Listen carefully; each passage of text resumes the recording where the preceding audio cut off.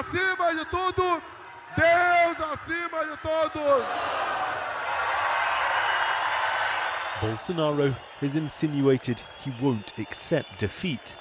He claims his left-wing opponent, known simply as Lula, will transform Brazil into a failed communist state. Bolsonaro, just like Trump, has repeatedly warned without evidence the election could be stolen. Bolsonaro, let's go! Bolsonaro, at an anti-lockdown rally, appeared to have COVID and furiously coughed into the crowd. He has followed the Trump model, being an election denier. A man who has said if he does not win the election, it's stolen. A man who has instilled fear in voting systems that have a flawless track record. A deeply unpopular figure who has not ruled out using the military if he does lose, which it appears he could. There's widespread fear in Brazil that Bolsonaro could attempt to stage a coup if he loses the election. Earlier in the campaign, Bolsonaro said, quote, "Only God will remove me from power. The army is on our side. It's an army that doesn't accept corruption, doesn't accept fraud," he said. And guess which name in the country gave him a big boost of support? That would be Brazilian great Neymar, forward for Paris Saint-Germain and star on the international team, which heads into the World Cup as betting favorites. He posted this video of himself singing a pro-Bolsonaro jingle to his more than 8 million followers on TikTok and 58 million followers on Twitter. Just days ago, Bolsonaro visited Neymar's nonprofit organization, Instituto Projeto Neymar Jr. It's located in Sao Paulo. This would not be the first time Neymar has spoken out politically. In 2019, Bolsonaro and Netanyahu appeared in a video taken in Jerusalem. After the pair spoke, Neymar accepted the invitation to come to Israel. So why is Neymar endorsing Jair Bolsonaro? And if unclear, who is this guy? Well, let's go over the ladder because he has done many Trumpian things. One of them, well, he has threatened his political opponents. Right before his election, when calling into a rally, Bolsonaro promised the rule of law would become rule by law, unleashed on his political opponents. Não tem preço. These red outcasts will be banished from our homeland. He does not care that Brazilians died of COVID, which registered the third most deaths. Appeared to tell residents to get over the pandemic. Chega de frescura. Stop this fussing and whining. How long will you keep crying? We have to face the problems. A political scientist broke down Bolsonaro's rise further. He made his career basically using this bad behavior as an instrument to become famous. He has said that criminals should be shot on sight and that he'd rather his son die in a car accident than be gay. He's seen as a racist and suggests a woman's place is in the home. During former President Dilma Rousseff's impeachment session, he dedicated his vote to the officer who tortured her during Brazil's military dictatorship. Just like Trump supporters, Bolsonaro fanatics utter the same kind of rhetoric. É fraude! Se ele ganhar, é fraude!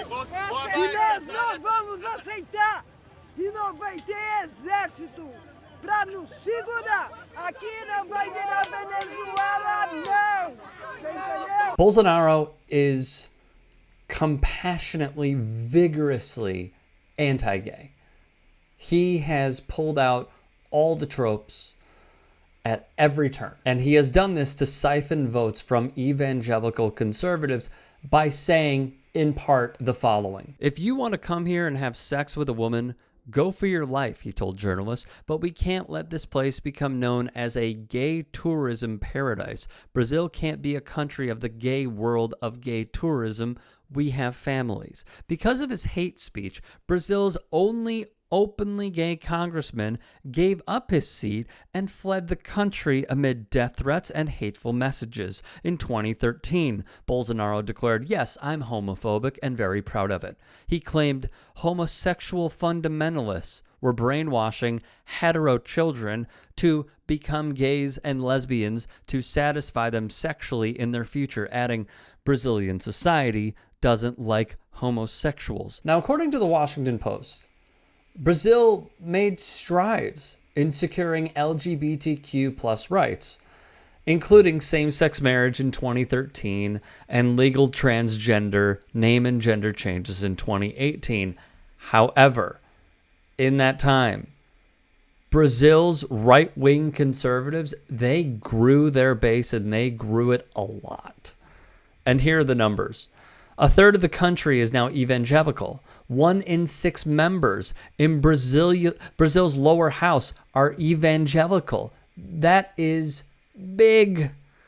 Maybe it should not come as a surprise, though, that Neymar hitched his wagon to the Bolsonaro train, because he has a past history of being somewhat anti-gay as well. In a 2013 underwear ad, Neymar seems eager to model in just his underwear for some women who have come into a clothing store. But when a man enters and asks to see the latest underwear, the soccer star sneaks out the door. In 2020, Neymar was heard using slurs against his mother's new boyfriend, Thiago Ramos, as he and his friends discuss a supposed fight between the couple.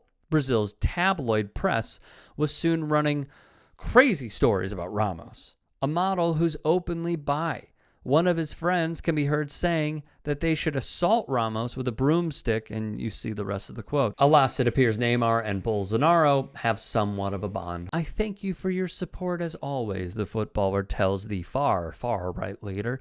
You know that I'm very proud of you.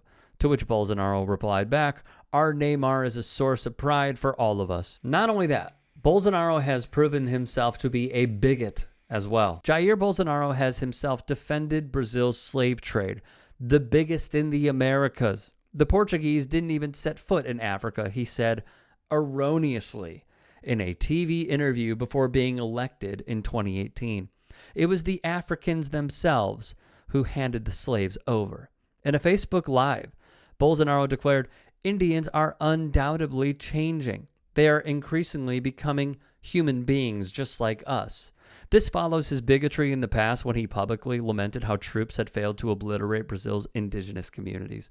The North American cavalry were the competent ones because they decimated their indigenous people in the past, and today they don't have this problem in their country, he said, complaining about the amount of land set aside for Brazil's indigenous people. When it comes to Neymar's support, Zach Lowry has a really interesting theory. July 28th, Neymar is acquitted by the Brazilian Supreme Court for failing to pay income taxes. September 29th, Neymar records video urging his supporters to vote for Jair Bolsonaro in the upcoming presidential election.